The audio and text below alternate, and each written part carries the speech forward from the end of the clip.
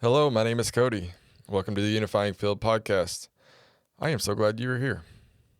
I've started incorporating other people's stories into this show, and I've talked about in the past how our stories have the ability to create heaven or hell on earth for us and the people we interact with.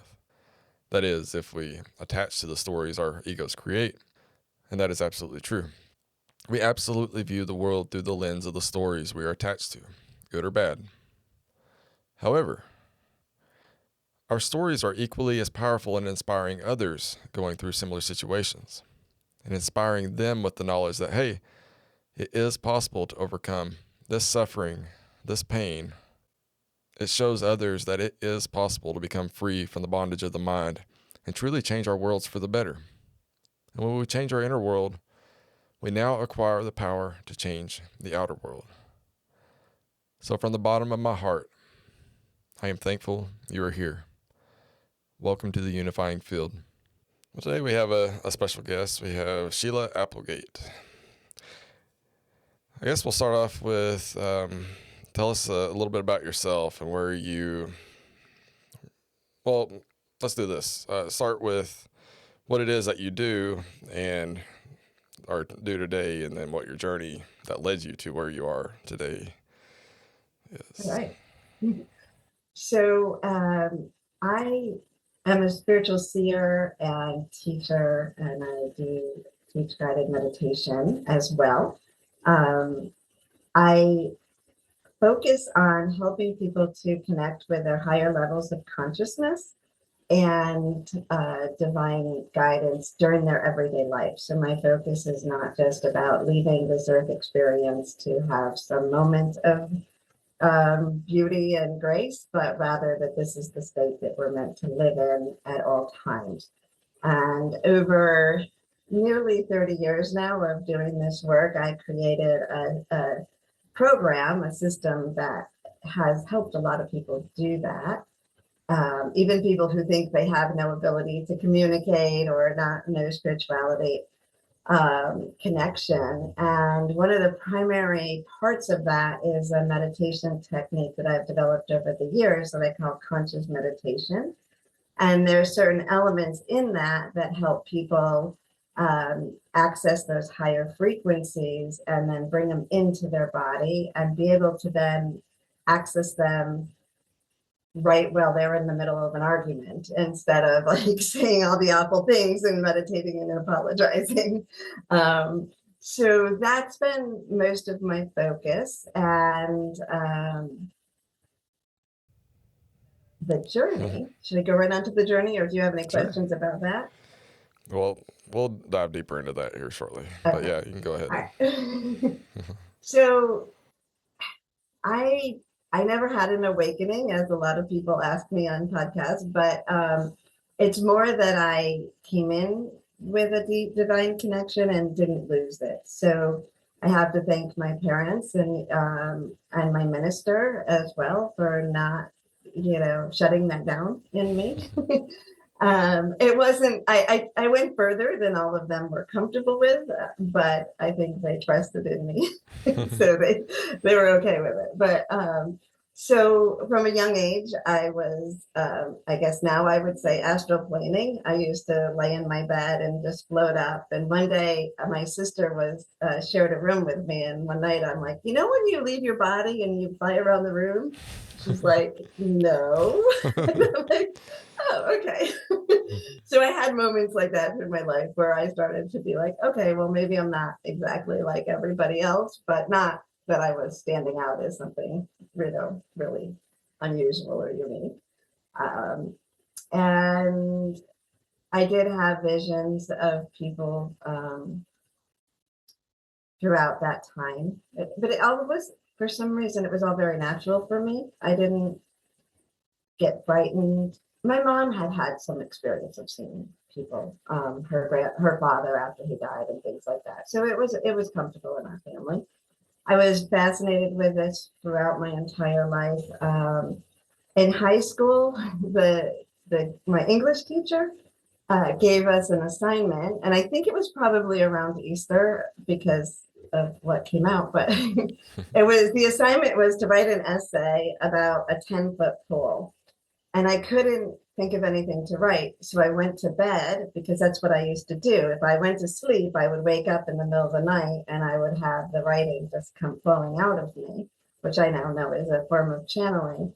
So that night I woke up and I wrote the entire scene of Jesus's crucifixion from the perspective of his beloved. I didn't name her, but now I know that, I mean, I think I knew at the time too that would be Magdalene. When I read it in class, there was silence. And I was like, okay, that was probably not normal, but so I was close to Magdalene throughout my life as well, and she continues to be a guide.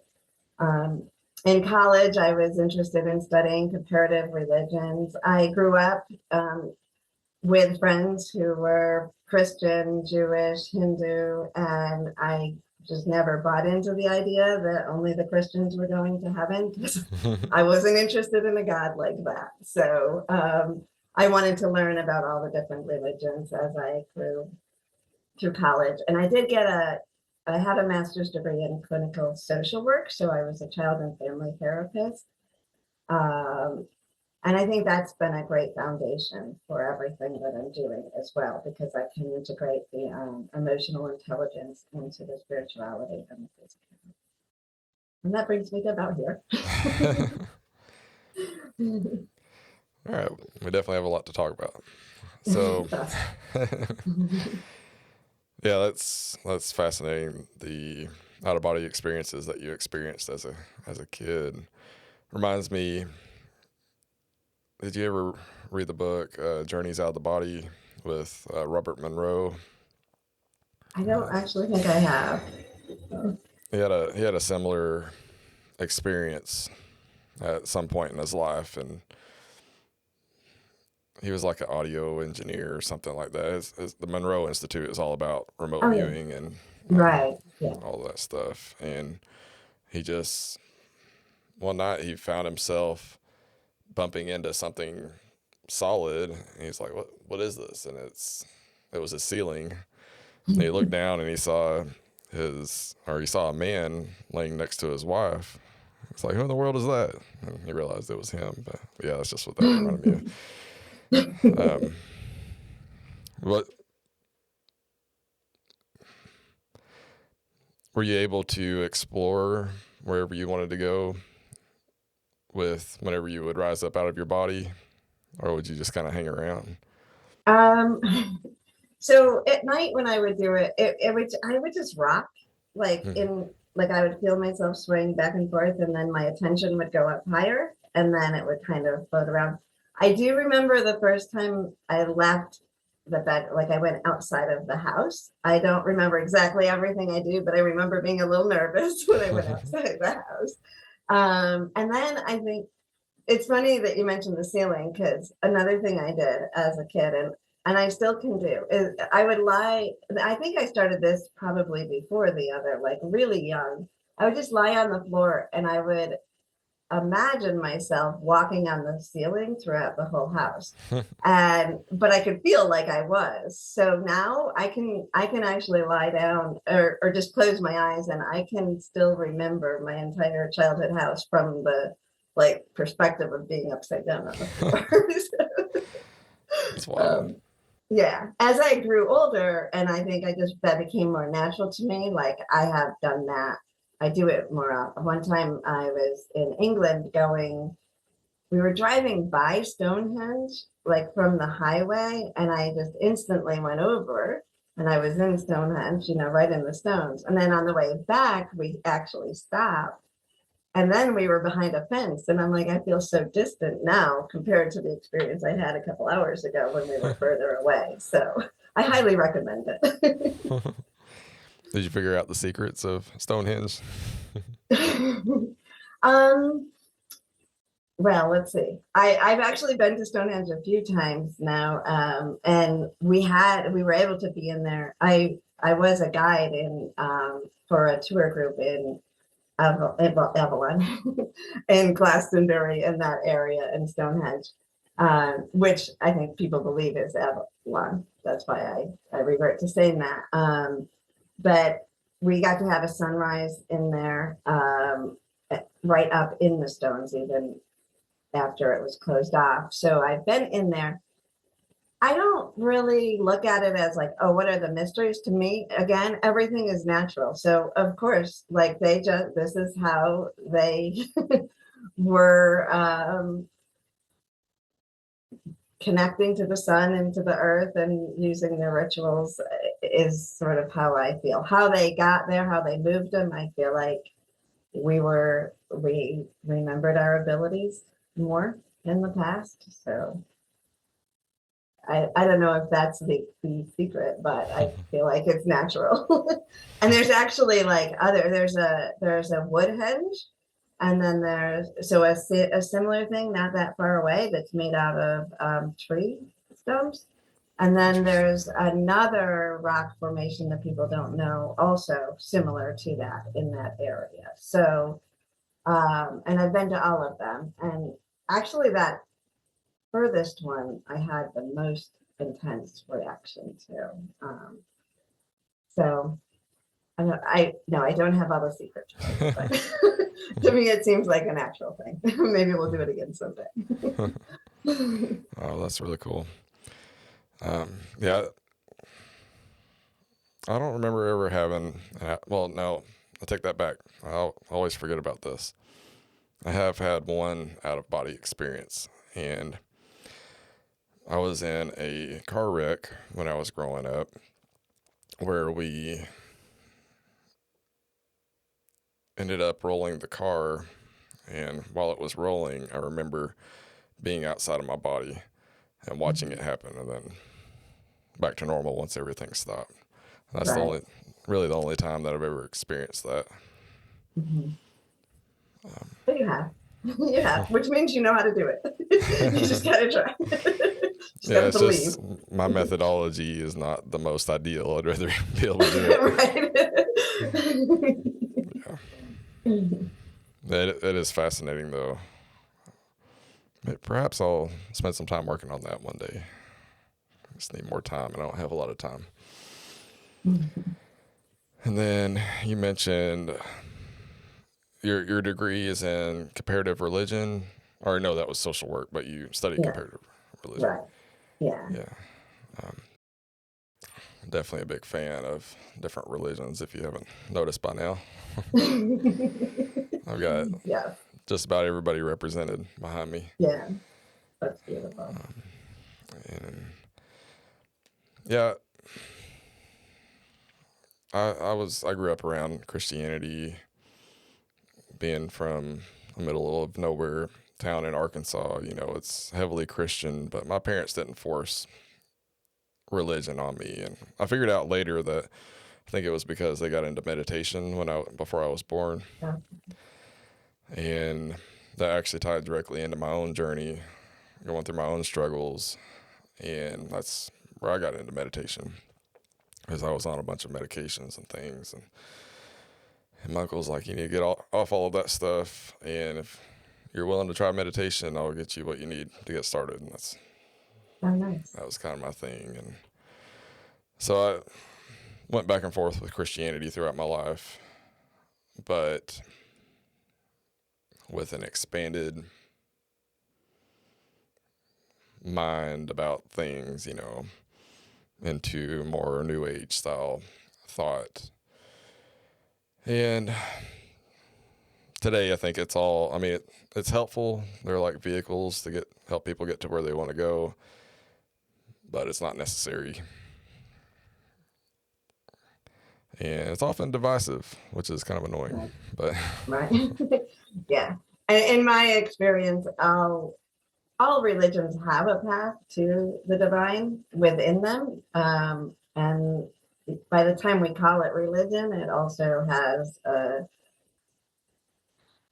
element of societal pressure or politics really that help to try to suppress people, because if we really remember the truth, then we're autonomous, and that's not comfortable to the people who want to lead. yeah, we're empowered. Right. Right. We no longer need somebody standing in between us and God, because we can have Right. direct communication, you know. Yeah. Ultimately, that's better for the world and for society, but it does change the structure, right? Because people won't be controlled. Yeah. Yeah, we definitely, with everything going on, we definitely see a lot of things being thrown in between us to keep us divided, keep us fighting each other, so the government can do whatever it wants to do. And it seems like people are waking up to what's going on, but it's still a lot. It's like information overload, it seems like. So Yeah. And that's why meditation is amazing, right? Because we can choose, we learn when we really learn that we can choose where we focus our attention, then absolutely, yeah. that changes. You got to quiet the mind to be able to hear, not the noise. Well, got to quiet the mind to be able to see reality and cut through all of the noise of the news and politics and all this stuff. So yeah, meditation is huge. I know a lot of people say that they can't meditate. And Oh, go ahead. No, you no, say. you go ahead. You go ahead. What are you gonna say? I used to say I couldn't meditate, or I didn't think I could. So when I was in college, I tried really hard to meditate, and I was using, they were cassette tapes back then, but I was using cassette tapes and trying to meditate, and then I couldn't, and I would get stressed out. And there was a point where I lived on the bottom. Our flat was on the bottom of an old house, and then there's another group of people living above us. I was convinced that they had like changed the bedroom into a bowling alley just to bug me because the quieter I tried to be, the more loud everything sounded.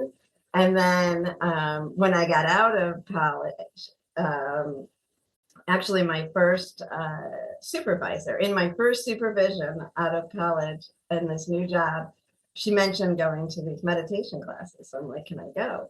And that's when I learned guided meditation, and my brain had something to do because my brain is very active, very fast. And so in the guided meditations, that's how I learned to communicate with spirit guides. And there was one time the teacher used to lead us, and one time went ahead and I saw this beautiful light being zipping up an angel suit, and she's like, look at what you make me put on, because we were being taught to see angels. So that was kind of a moment where I'm like, oh right, this stuff is real. Not that I didn't believe before, but when you start to reach that point where it goes beyond what you expect and you get surprised in it, that's when I think I at least really get that feeling of, oh yeah, I'm communicating with something more than myself. That's cool. Yeah, I guess I hadn't spent too much time in trying to focus on like spirit guide type meditations. But does it start with visualization? Is that kind of the method of where it takes off from? Yeah, it does. So what I've created as conscious meditation really comes from years of starting with that one technique, and then just the more I was teaching other people, working with other people, doing readings, the more it evolved. So it really is. And I think imagination is our superpower. I was a play therapist. My dad was a clown in the Shrine Circus, and my mom was a nursery school teacher. So I have imagination ingrained in me and the importance of it. Because I think it's undervalued in our world. So I think that because of that, that's another thing that suppresses us, because if we don't engage in our imagination, we don't move beyond that threshold into those moments where it's like, oh, this is as real as the physical world is real. It's just different. So in my technique now, I teach people to go to different levels of consciousness all through the imagination, as that springboard. Because there's a lot of meditation techniques where you may go into that great white silence and, be in that still place, which is beautiful, but there's a whole infinite amount of frequencies in between. that in our physical energy and our reality. So I just picked 4 different frequencies that we can play in, and we can learn different things. So the first one we move into is the Crystal Canyon, and that is like the soul level. And that's where we get to know our own soul energy more, and we can communicate with people, whether they're on the other side or on Earth. We can start communicating with their souls. And then when we're on Earth, we can see the change in our relationships with them, and we're more connected to our souls. And then the frequency after that is the vibrant new Earth. And that's just a playground where we move beyond our imagination so we can start to create something new. Everything in that frequency is a metaphor. So, but it impacts the Earth. So one great example was one of my students shared that her car broke down and she didn't know how to pay to get it fixed, and she was really stressed out, and she had been trained enough. She was like, okay, I'm going to go to the vibrant new Earth. So she went up to the vibrant new Earth, and she just imagined flying in a car in her meditation, and just going around, and she just was in a happy space.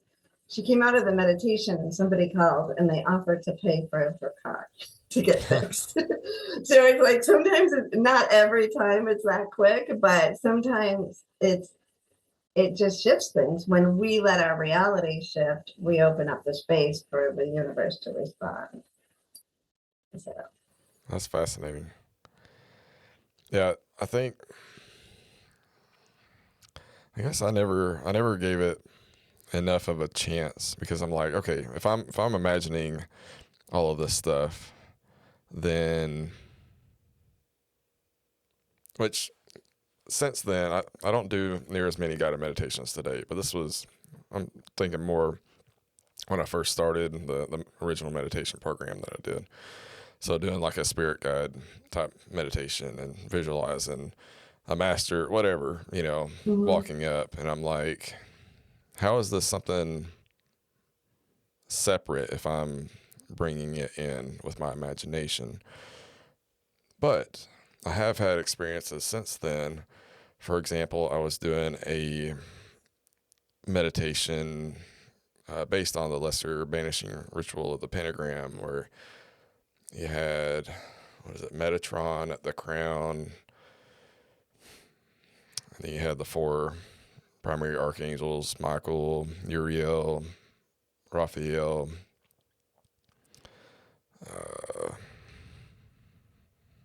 anyways. And same type of thing. You're visualizing the archangel at each point. And most of the time that I did that, it was just my imagination putting them in place. But then one day, I think it started with Metatron, and he came in by himself, and he was like a white statue, like a marble statue or whatever. And I saw him. He smiled at me and put his hand on my crown and energized me. And then when I was trying to bring in the other archangels to vibrate their names, some of them wanted to be here, and others I had to just reach up and grab them and put them in place. And it was like really wild. I call that the Metatron mind meld, when he puts your hand, because to me everything goes like silent when he does it. It's like, so if my mind's racing, it's like, oh.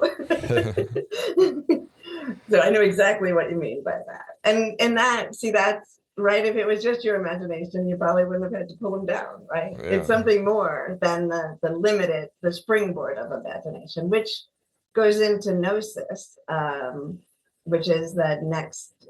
Like, gnosis is that knowing that moves beyond imagination, and it just is. So we reach that state. And for me, when I work with people, they may come in really uncertain and not trust in themselves, but then as we work through it, it's like gathering up evidence, and that evidence allows you to be like, okay, there's something more here, and then you doubt again, and then then more things like that happen, and then you understand that something here is going on. And because I also do spiritual readings, I've talked to thousands of people around the world and known things that I don't know. So that kind of proves it for me, right? Like, Yeah. it's got to be more than me because I don't have that information. And I always put a veil over me when I get done with a reading, so I don't remember. I would still keep things in confidence because of being a therapist, but I don't need that much information, and I don't want anyone asking me later because then they just get me and they get mixed up. So I put a veil over me. And another thing that this is kind of evidence that I've had, right? So I put a veil over me. I don't remember people's readings. Someone came back to me after 5 or 7 years or something for a reading. And I did not remember her when she came in. I didn't remember. I don't think if she hadn't told me, I would have even known I had done a reading. During the time I opened up for her reading, I had full memory of her last reading and I could access it all. Wow. And move from there. I mean, that to me is, I don't remember the reading now, but I remember that happened. So, and she reflected that back. That's how I knew it was partly, the last reading. So it's pretty amazing when you let yourself have that opportunity to see what's out there, what your brain Yeah. can do. And you mentioned if it's just coming from me, then how is it something outside of me? And that's a really good question. I think it's the juxtaposition or the paradox that we are oneness. So Hmm. we are all that is, and also we're this individual essence in our consciousness right now. And so it is all coming from us at some level, and yet it's coming beyond our physicality and our brain and what we are as this individual being on Earth right now. That's exactly. I worked with Hecate in a sorcery course, and it's a more Tibetan Buddhist style of magic and of ceremonial magic, and it's very imagination based, and which was really cool in itself. But I had asked her one day in a tarot card reading what she is, and just like instantly I got the cards, and it was pretty much exactly what you're saying. Yeah, that's awesome. So yeah, it's really cool. And yeah, you definitely gnosis is huge. That's in my awakening experience. When I had my real shift, like before that, I believed all the stuff, but it's not until you experience it firsthand will you actually know what it is, and that's worth more than anything. Yeah, going back to the imagination thing and the Hecate stuff, that whole system was like you started off with a temple that you're in. You work with a whole bunch of different spirits, including Hecate as the one who's in control or whatever of the whole thing. You got your guardians around there, and then you have whatever triad of spirits you want to work with, and from doing that kind of work, it helped me understand that the initial body that we give spirit or spirit guides or whatever is like it's kind of like an avatar for them to hop down into, and then they can animate it from there. Right. So I don't know if that resonates with you or not, but that's just what. Yeah, absolutely. And I feel like they've played with those energies over time, and even like when I'm doing a reading for someone who's crossed over, they are light too, but they'll come in a form that the person will recognize, or they'll take a form. Even the guides that I work with will change form to some degree as part of that message, right? Because they're showing us something if they change form. When I early on, I was working a lot with Serapis Bay, and the meditations I learned early on sound a lot like what you are. Maybe we were working with different beings, but probably the same too. But Serapis Bey is one of the ascended masters, and he used to come in really giant, and then I'd be small, and I'd be like, "Why are you so big?" And he's like, "Why are you so small?" And then I'd get big, and he'd get small. It was like this game that went on, like while I was in meditation class. So she was going on to other things, and we're sitting there like for multiple classes doing this thing. And then I realized, well, he was just teaching me to stand, like, first of all, that I'm fluid, that I can move and be in different ways, but also like not to belittle myself. Like, if he's big, then I can get big. So, yeah, I definitely play with their energy. That's cool. Yeah, it's just like I guess like a placeholder, not necessarily an avatar, but just like a placeholder for them, and then they can do. But yeah, it also makes sense that, for example, a spirit of a person who has passed, like they aren't the body. So they could come in that form if that makes somebody comfortable, but ultimately that's not what they are. Right. So in a reading, usually they're coming in that form, so the person gets validation that it's them, right? When with people that I love that are on the other side, I like when they come in the form that I remember from this earth, because it is comforting. And then also it's okay if they come in a different form, or if I just feel them or sense them and don't know them. But that is a gift to us when they show the form that we are nostalgic for. Yeah, that makes me think of I did volunteer work in hospice, and I hear several stories about there being family members or friends or whatever who had passed before these people, like as they're really close to departing, like they'll have these beings in there with them. Do you think that that's actually those people who have passed on? Because the reason why I'm asking this is, I mean, I don't know, I'm kind of getting kind of deep. I'm just thinking about, say, if we were to reincarnate after this and come back and assume another body and another life. Do you have any thoughts on that? Yeah. It does. So their ability to first of all, when we're connecting with them, even our loved ones who have crossed over, we can't hold them back because they're in timelessness now. They're beyond time. And because they're beyond time, they could actually reincarnate, and the energy could still come in to guide us in the form that they were before. Again, we're all oneness, and then we take these different forms. But even our individual essence that can remember multiple lives, or has some sort of identity to itself in different ways, absolutely can continue to be with us. So a lot of times people don't want to burden their loved ones who've crossed over or hold them back from being in heaven or whatever those thoughts are. But we have to remember that's a human constraint. That's a human thought pattern, and they're no longer in that.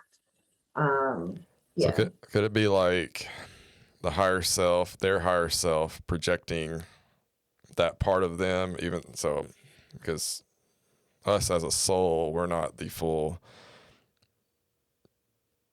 projection of what we really are, but we're just a small portion of that. So the person's higher self could be, and I know we're all one. We're getting weird. In between. No, that's why I teach the in between. So you're right in there where I like to play. Yeah, I think it absolutely is their higher, because we're all one, and yet I see us all as vortexes. So at the top of the vortex, it's oneness. And underneath that, I said the other two frequencies. Underneath that is divine grace, or the Alpha and Omega. I call that Solar Ra. And that is, since you like to go deep. So in my vision coming down, oneness is all that is, and then oneness wants to expand, to feel and see itself more, to experience more love, because in oneness there's everything, and yet there's no thoughts and no feelings. And then so oneness expands, like cell division expands. So oneness still exists, but now oneness is also to alpha and omega, the divine feminine and the divine masculine, able to see itself, kind of like if a baby is born and now we get to look at the baby, or if we hold the baby to our chest and we feel so great, but then we want to pull it out so we can look into its eyes, like it's like that kind of feeling. And then that divides again, and that's because I didn't pick the infinite amount in the work that I do. So that's the vibrant new earth, and that so our vibrant new earth selves become that. But and then we break down into the soul energy and then to the individual. So I see it like cell division. So every time we're breaking away, we are still in part of all the others. Does that make sense to you? Yeah. And then, so our individual soul is that last drop of God that is in our body right now. And as we move up, it has all those other membranes too. Yeah. Another way I definitely resonate with that. Another way I thought of it too, in a recent podcast where I was a guest, I wondered if it was like, if those people that we see that are comforting to us were even like a projection from us, because like, if God is unconditional love, then of course we are going to, and it's all us, but it's giving us, the ego, something to comfort us, right. In those last moments as we're letting go of that and transitioning. And then once we're on the other side, then it doesn't really matter. But in that transition stage, like we would be, we would. Yeah, we are comforted. I've been with a lot of people through the end of their life, and I have seen and felt the beings coming to be with them. One of the most profound with that was my mom died. She had dementia and she was in a nursing home, and then she died during early COVID. So we couldn't be of COVID. So she was then in a hospital in isolation. But I could be in meditation with her.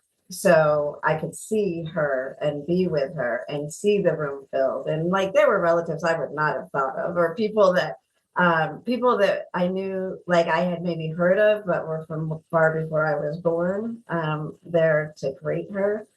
And I do believe that, well, with a caveat that I'll say, but I do believe that it is comforting and that is there. Like that felt very real to me. And I knew when she transitioned, and they told us right around the same time, like they contacted us immediately, and I knew that. Same with a very close friend of mine. I knew she had died. She was in England, and I saw her having died, and then her mom had told my mom, so I didn't have to hear it alone. So my mom came to the door a few minutes later and told me. So it's all there, like and I saw her with her brother who had already died, so that is all there.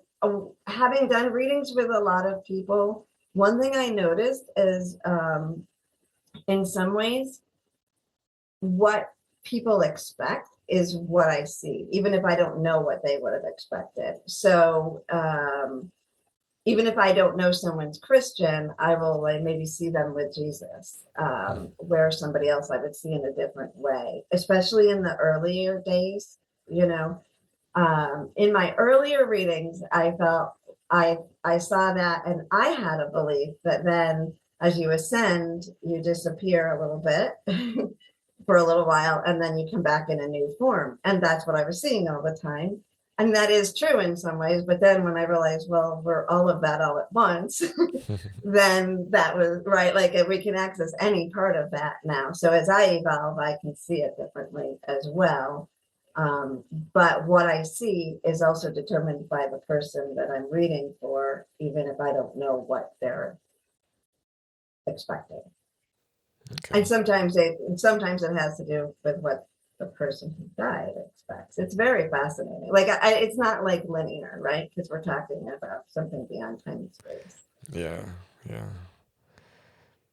It's ultimate mystery.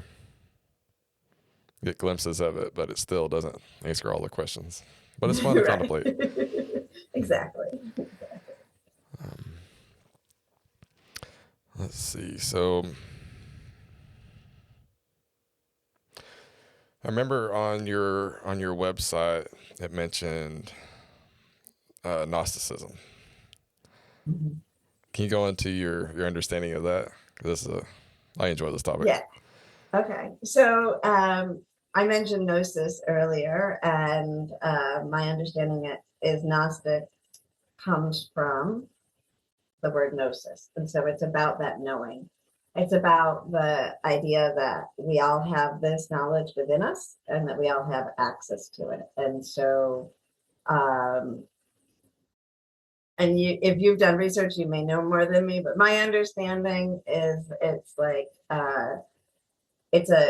early Christianity, before Christianity, not Christianity, because before Christianity, there was a split, right? And so the Gnostics went off in one direction, the Essenes, and they weren't then. So the other was the Romans who killed Jesus, who told the story of the other one, the other side. I'm a little biased here, right? So, but in the Gnostic, I think that my understanding is Jesus's actual teachings were Gnostic, right? He was teaching people to find it within themselves. We can even still find it in the Bible. I also studied the metaphysical Christian Bible, so that's where you hear the different word, like it translates even people's names into the metaphysical meaning, which is pretty cool. I'll have to look into that. I've never heard of that. Yeah, it's a big, thick book, but you can look up anything. So if you are like, looking at Bible verses, you can look it up, the words in that, and see kind of what the metaphysical concept of that would be, or the metaphor. So Mary Magdalene would have been she would have been in that, she fled from the government and went into hiding and continued to do the teaching. So to me, I see her in that Gnostic teaching that continued to move forward. And since she is the first one that I channeled. Channeling is when I actually let the energy of the being come in and talk in the first person. And so she's the first one I ever did that with. And she's the one that I, had that connection to since being a child. So my association with and my understanding of Jesus's teachings come from her, even though I was also going to a church at the same time. I was Protestant, so Lutheran, and there's a little freedom in that to me, some of my experience from other denominations is they had it, or at least my minister growing up had an actual relationship with Jesus in that same way. So there was some comfort or some normalization of that. So Gnostic, to me, the Gnostic, so we've called Consciously Awesome, which is my program. Becoming Consciously Awesome is when you learn to live from that whole vortex, and we call that the Gnostic adventure, because I'm not giving anyone things they don't have. I'm just helping them to remember that it's always been inside of them. And to me, that's what that means. But what does it mean to you, and why are you so fascinated? Like, what have you learned? Yeah, it's certainly all inside of us. And after my awakening, like my whole, even I've known all this stuff, but I still like I knew instantly that, yeah, I used to listen to Christian music a lot, and I love music because music has always moved me. And even if I stopped believing the traditional Christian dogma or whatever principles and all that stuff long ago, it's still one of those methods that it's just a method to help me celebrate God, my love for God, and which I can do through Hindu kirtan. I do that sometimes too. I do that more often today because a lot of the verses and the Christian music is, I'm like, I don't agree with that. Like I love the connection, but where was I going with that? Oh yeah, I remember. I realized that Jesus wasn't talking to us as human egos. He was talking to our souls. He was trying to, poke the sleeping bear, like, hey, come on, wake up, And then the human ego took all of this stuff and made it into he's the one we got to worship, and just worship him and you'll go to heaven. And he's like, no, dude. They didn't say that. The kingdom of heaven is within. Right. And so, but yeah, Gnosticism is pretty fascinating. You mentioned the Essenes. I've read a book, the Essene Gospel of Peace, which is very interesting. I think it was part of, I don't know if it was part of the Nag Hammadi or if it was a part of was that separate from the Dead Sea Scrolls? I don't remember. But yeah, early Christianity was Gnosticism, and I'm familiar with that whole story because all those books are really short. It's like the Sophia of Jesus, and all of that, and the basic story was that you had your infinite unmanifest, like the God the Father, pretty much, and then you had these light beings called the Aeons, and then Sophia was one of the Aeons, and they were supposed to create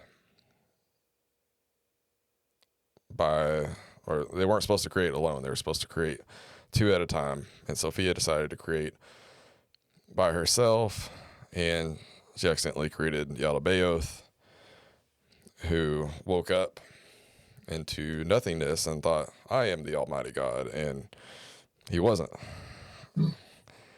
And so he was. And yet he was.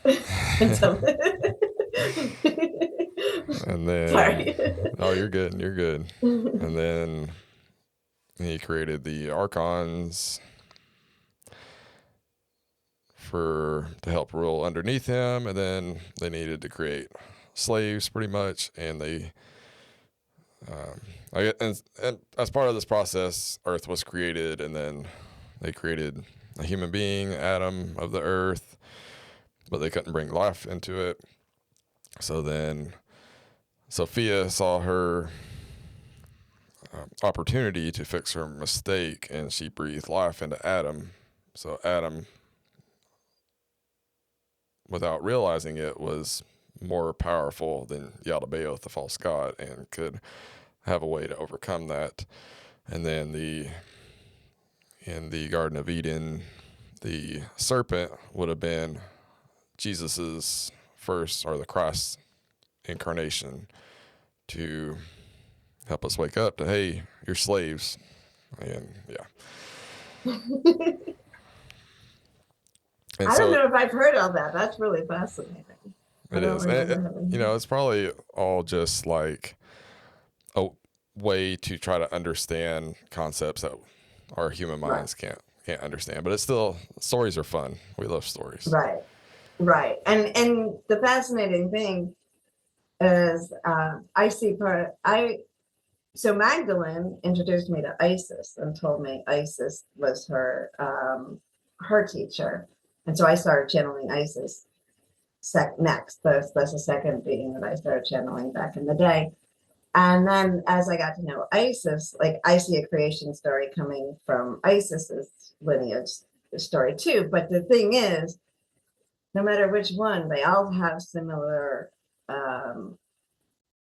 levels and struggles, and they're different, and yet they're all the same, which tells us that encoded in each of them is a truth that will help us if we understand it, I guess. Does that make sense? Yeah. I mean, that's the reason why I have so many different religions represented, because they're the way I view the spiritual journey is like you've got a mountain, okay? We're all trying to get to the top of the mountain, to the peak. And there's like infinite pathways to get up the mountain. Some ways are like a straight up cliff, you got to climb, you got to actually do some rock climbing. Other ways are a little easier. They all get to the same point. They're all saying the same thing. They're all representing that's why limiting God to one religious teaching is a fallacy, because you can't limit the infinite, right. And those stories are then told by humans who only have a certain level of consciousness. And so then you have to also read beyond the story. The other thing that I had, and I haven't thought about it much, but in my first brochure when I worked, I wrote that I believe that every religion has the truth, but in order for us to have the whole truth, we all have to come together, because everyone has a piece. Like we may have all similar stories, but then each one has a piece that maybe the others don't. I haven't really thought about that, but I think that in concept, that is true. Maybe not as concrete as I once thought of it, but the more we learn from other stories, I think the more we can put all the pieces together and see it whole. And the more you go within, the more you realize you know the whole story. You wrote the whole story. Right, that too. This is old stuff. What am I doing? I'm a god. I am the god. But yeah, the Bible, for example, I know I talk a lot about Christianity, but that's the one I'm closest to and most comfortable with. I'm well versed in everything but Christianity. If anybody else is close to Christianity, I'm sorry. I'm not trying to beat your religion down.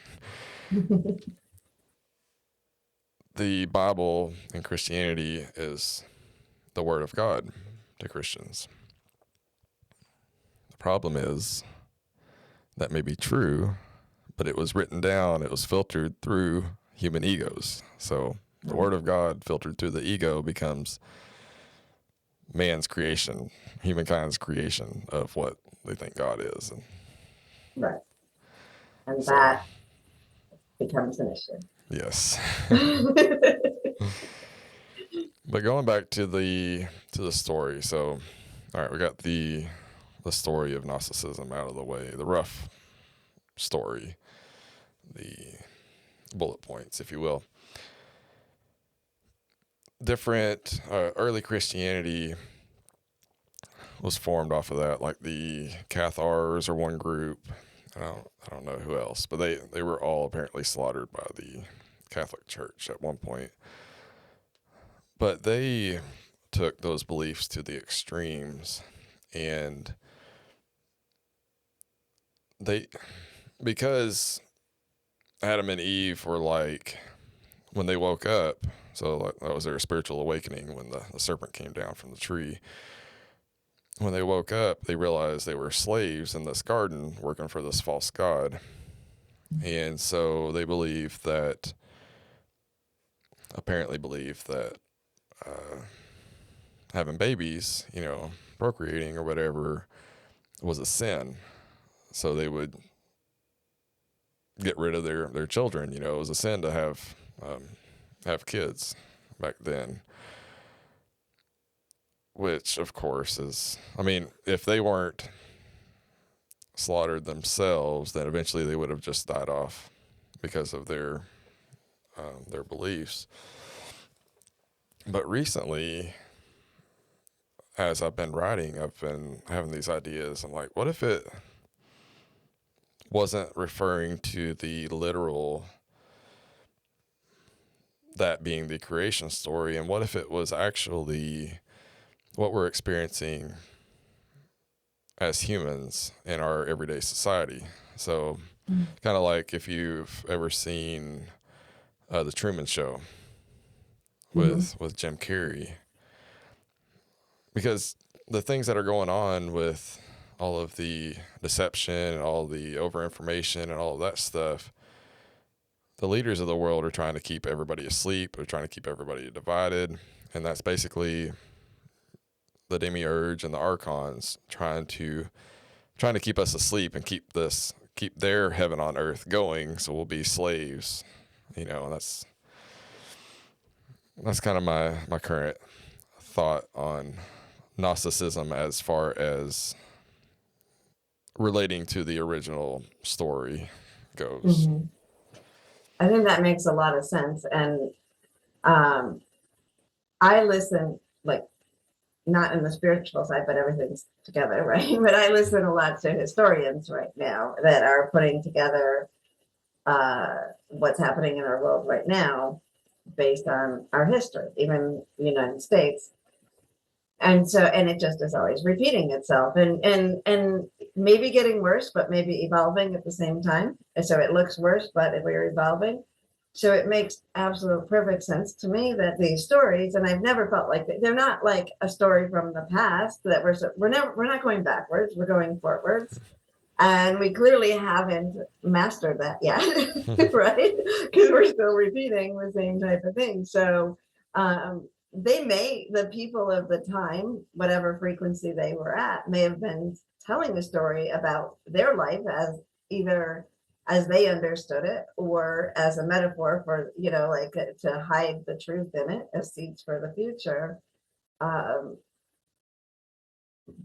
it's more likely, whether it was their time, and because we're humans, we keep repeating until we wake up, it becomes our story, and it becomes the story of our ancestors, because it's just continued over and over. And that's why the story is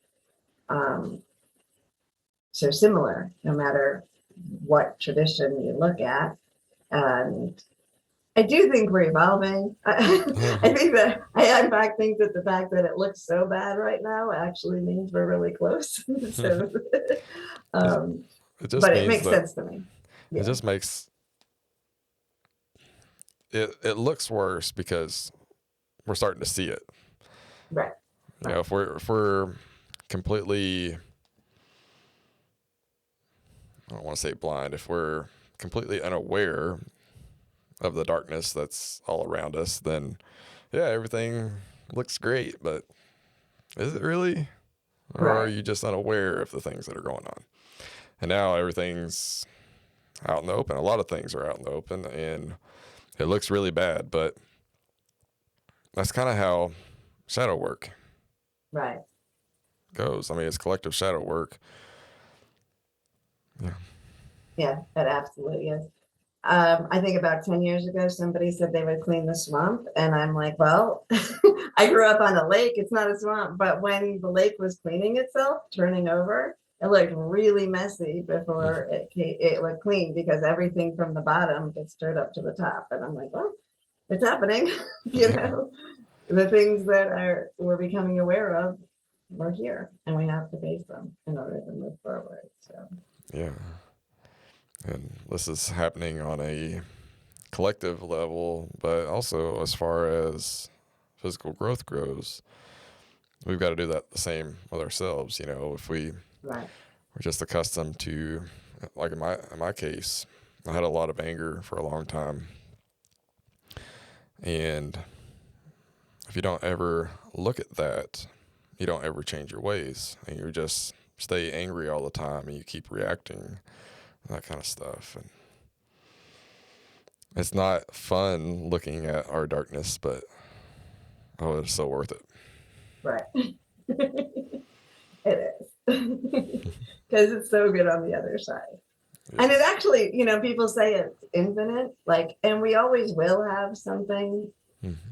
As long as we're human, we're going to keep having emotions. And so things will keep happening. But the more comfortable we get with emotions, like you were saying with anger, the less impact it has. And the more we just sort of navigate the world in a sense of peace, no matter what is coming. And it's not hiding away from what's happening. It's facing it, but with an understanding that there's something bigger also happening. Mm-hmm. And that it's okay. Yeah, we don't have to let it rule our lives. You can choose to go with it, like if the situation warrants it. And this is when I talk about the idea of becoming nobody, and not being somebody that projections can stick to. If somebody's projecting onto you, you don't have to react or be somebody that needs defended or whatever. But in the case of the situation actually needing anger, like maybe your life is in danger or whatever, you can react in the way that is necessary. You don't become a pushover, but now you're in control. You're in absolute control. You can choose what to do and not be controlled, I guess. Right. Yeah. Because if we're suppressing our emotions, it's much easier for people to control us. Again, like we said with the other things, right? I mean, we're controlling ourselves, trying to suppress different emotions. And if you suppress one emotion, you suppress all of them. So if you're suppressing anger, then the joy is less, the love is less, everything is less. But when we open it up, we're more powerful. Life's better, even when we get, we don't have to kill someone when we get angry. We can just get angry. It's okay. We're not gods anymore in that sense where we're going to destroy the universe because we got angry. And thinking about that, going back to the spirit world, in those realms where, like the astral realm, where whatever we think we create instantly, or so it is said, I can see how it's useful to understand or to learn control here on Earth. So as we're developing through beyond the human world, how that would definitely come in handy for progressing. Mm-hmm. That would come in handy. I also think so, and everyone has their own language, but to me, I think of the astral as like the next level. So it's still kind of like where maybe telepathy happens, or it's not like up at the higher levels. So it's more confusing. But so the higher we go with that, and the more aligned, like you said, the more aligned we are, then the more we can create what we want and not what we don't. But even when we're here on Earth, still learning, because we are, or new on the path, one of the things is that when we really are, when we create, we don't really just create what we think, because I mean, if you look around the world right now, you might think that we do, but we don't. So it has. There's some power in our thoughts. There's even more power in emotions. So that goes with what you said. The more your emotions are in alignment with your thoughts, the more you're going to manifest what you want. And when you add your higher frequencies, your spirit, your energy, the energy up to oneness, that's when you're in full alignment. And then instant manifestation becomes more of a possibility and a probability. But you're not going to manifest a tiger because you got angry, because you're in alignment, right? So the universe is working on our behalf, even when we're trying to figure it out, which is a good thing to know. And that is like the vibrant new earth that I talked about. That's where we get to play with anything we think of is created. That's sort of why I chose that frequency, because I think that as we evolved from oneness, there was a period where we were what people talk about as like the Greek gods or whatever. We were fighting, we were destroying planets, all of that stuff.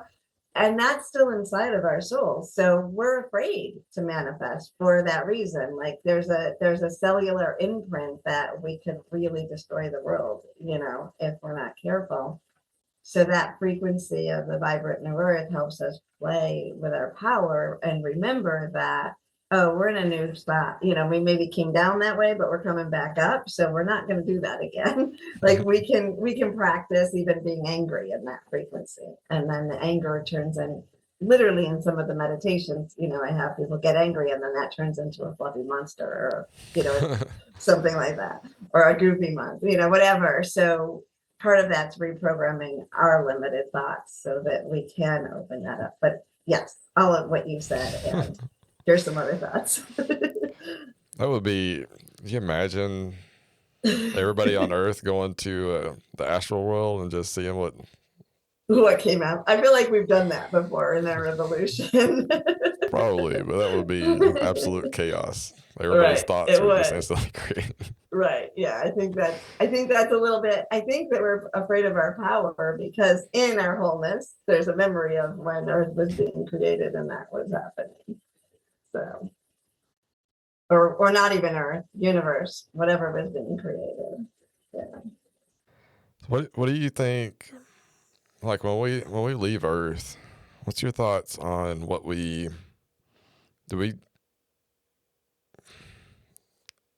I think that probably with religions, depending on how strong your beliefs are, you probably go to a place that is where you would expect to go. And I've heard this in the Robert Monroe stuff that like there is a heaven like is described in the Bible or a hell or whatever.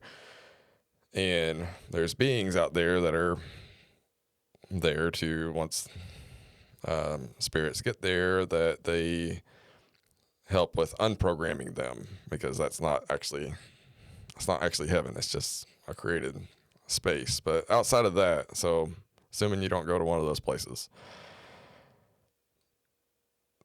do we become absorbed back into our higher self? What's your thoughts onto that? And this is an ego asking about. Right. So. What's going to happen to me? Me, I'm not going anywhere. I'm yeah. Well, I actually on Earth work with people. By the time we work through like my program, we have an awesome ego. So we're making friends with our ego and evolving it because to answer your ego and then we'll answer the rest. The ego is our primitive instinct to survive. That's how I define the ego. And so its job is to keep us safe. And in the past, going into the light has meant death. And so it's trying to protect us from that. So as we move along and we bring the ego with us, because we're bringing now the light down to earth instead of always leaving, it starts to come with us. So we get to keep our ego. This is a tangent from what you asked, but because like I wouldn't be on this call with you. You wouldn't be doing the podcast if your ego wasn't saying you have something unique to say, or I have something unique to say. We would just be floating, like whatever, So you have to have a level of individuality and ego in order to even serve in the way that you are. And that's what the evolving ego is. So I'll talk to your evolved ego, Andrew. So again, we are all oneness right now, and we are individual. So you always have to remember that paradox, I think.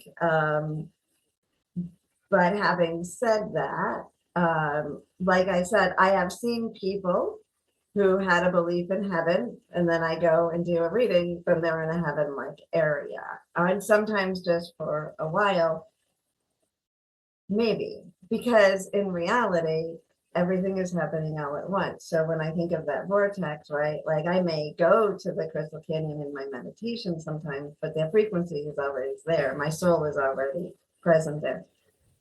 So we move beyond time. And in doing that,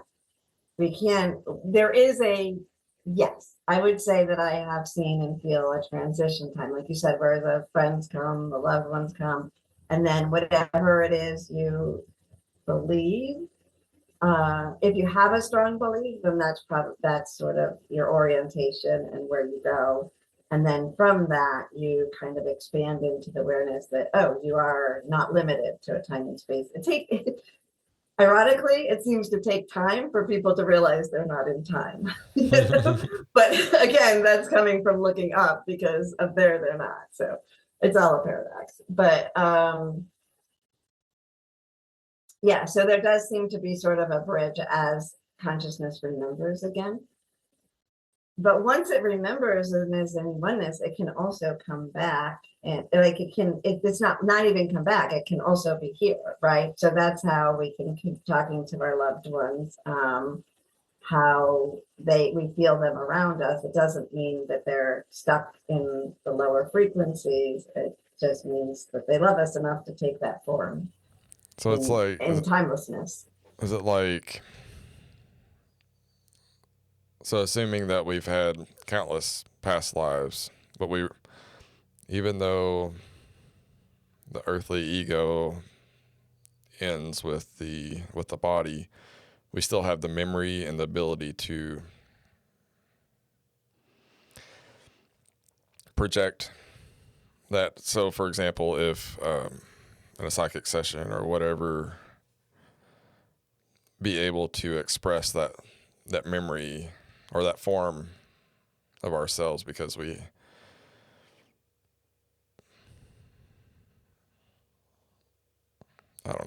can. Yeah, right, because we can and because we want to. And that is all true. And that is like a really good way to describe it, through linear time.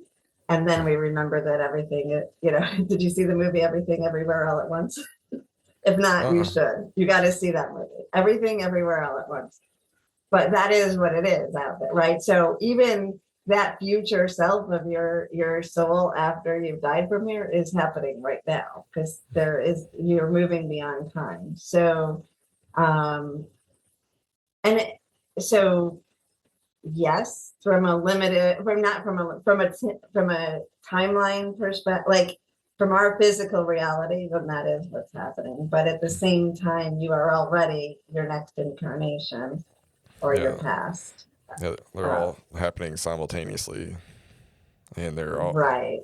But again, right, our brains can't really process it because we live in time. But then when we die, we don't live in time, but we can visit time for the other people, I guess. But we're already, So it can get pretty trippy if you really get to those. The reality is, we're all God, but also, it's also fun to try to understand this as a human ego and to talk about this. And there's plenty of people who like to, so we kind of dance in this. And I think weird that's why we space. that's, to me, I see us as experimenters. Like I don't see what I teach is karma is real until it's not, until you remember it's not.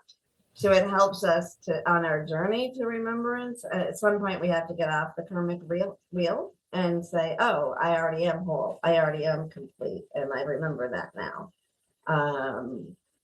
So, in that aspect of it,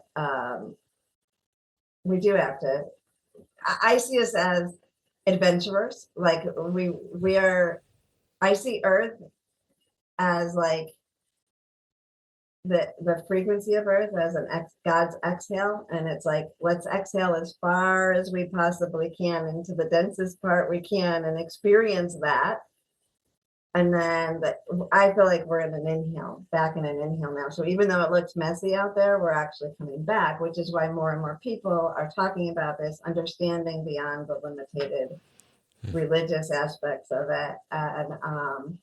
And so we're the greatest adventurers. We're not here because we messed up or we didn't figure it out yet. We're here because we're like, we can do this. I got this. Let me try more. That's what I don't like about the Gnosticism as a spiritual belief, is that we're put here because we are against our will, and there's an evil God that's trying to keep us enslaved. And that doesn't sound like a fun way to exist. Like, but similarly, traditional Christianity is not much different than that. We're born Right. sinners and, and all this stuff, and we're not worthy. And it's like, bullshit. This Right. is, screw that God. I feel like that's actually the demiurge. I feel like they unknowingly worshiping the demiurge from Mm-hmm. Gnosticism Right. Right. because Except, yeah, that aspect of Gnostic, it wasn't even in my reality until you told me about it. So, but we have to remember that those stories are old. That means that our souls were less evolved in this process of doing the human experience. So, their truth, their understanding it should actually be less than us, not more than us. And I personally think I love Earth. I think Earth is incredibly beautiful. I love my life. I think that in the density. So to me, hell is feeling separate from God or oneness, or all that is. And Earth is, as far as I know, because I don't know all the other planets, but my understanding, Earth is like one of the densest experiences of that illusion that we are separate from God. To be on Earth and to remember that we're one with all that is, and to play the game of humanness while still remembering that we're whole and none of it is real anyway. That's when I think that's a place for joy, right? yeah, I suppose there's people playing the game in a way they may remember they're playing the game in a way that I don't think is good, but in the whole scheme of things, that may be what we need to evolve. So, yeah. yeah. I certainly spent a lot of time in hell for the majority of my life, and it was in that separation. And I don't I don't think that I I think that during that big chunk of our life when we think that life is unfair and everything is happening to us, all these bad things, it's just why am I so unlucky, why whatever. I think that's the real hell Yeah. that we're dealing with. And once we start to wake up that we are co-creators in this reality and we realize, hey, we didn't come here, or we aren't unworthy. We are worthy. We are beautiful in our own unique ways. I don't think I think that's ultimately a better way to live, because there's hope, there's possibility. It's kind of like the way I view God the Father would be like the infinite unmanifest, or the void, or whatever. So there's Mm-hmm. infinite potential.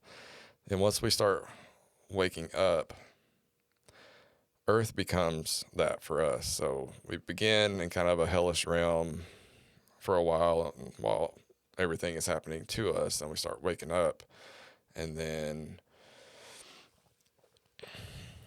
we start to experience oneness with God and everybody as God. I don't know. It just seems like a way better way to look at this existence than, like, there's actual meaning. Like, there's a reason to be here. Like, Right. It's not punishment. it's not punishment. Absolutely, yeah. It's a gift. It's like a, yeah, it's a gift. It's an adventure. It's an honor. I actually, and there have been times in my life that I was like, I don't want to live very long. Now I say I'm going to live to 150 because my youngest child will be 120, and we're going to go around the world looking for old penny machines. When you like smush a penny. Yeah. That's our plan. So I have to live to 150 now. But I didn't think that a while ago. I was like, oh, I'm in here till I'm 60, or something like that, or maybe 70, because Earth isn't easy.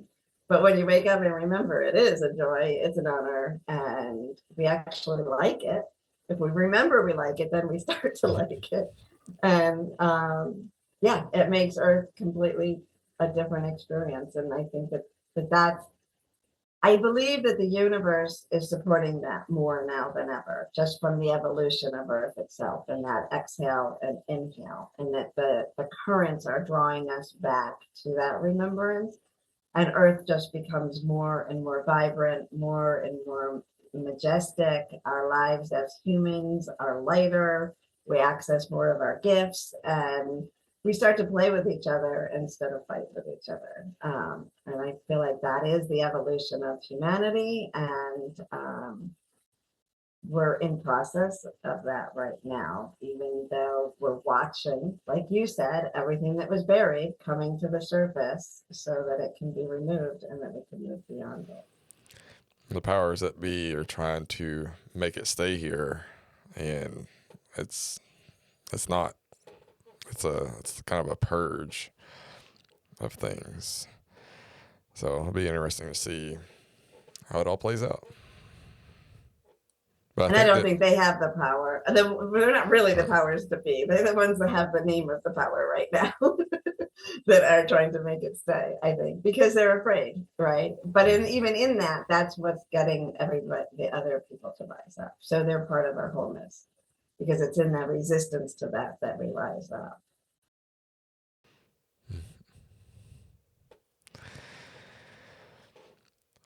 Well, this has been a lot of fun. I'm sure I could talk for hours and hours and hours. But definitely like to do this again. This was a blast. Yeah, I had a lot of fun too, so I'll do it again. Thanks for having me on. It's my pleasure. If you would just tell the listeners where they can find you. Yeah. So you can find me on my website, which is consciouslyawesome.com. It links, if you go in as SheilaApplegate.com, they link together. So whichever one you remember, you can find me on there. Awesome. Thank you so much for joining us here on the Unifying Field. If this type of content resonated with you, please like, comment, and subscribe. If you would like to share your story as a guest or discuss a spiritual topic you are passionate about, please message me on one of the many platforms I am on at the Unifying Field. And I will end this by saying Namaste, which means the divine in me honors the divine in you.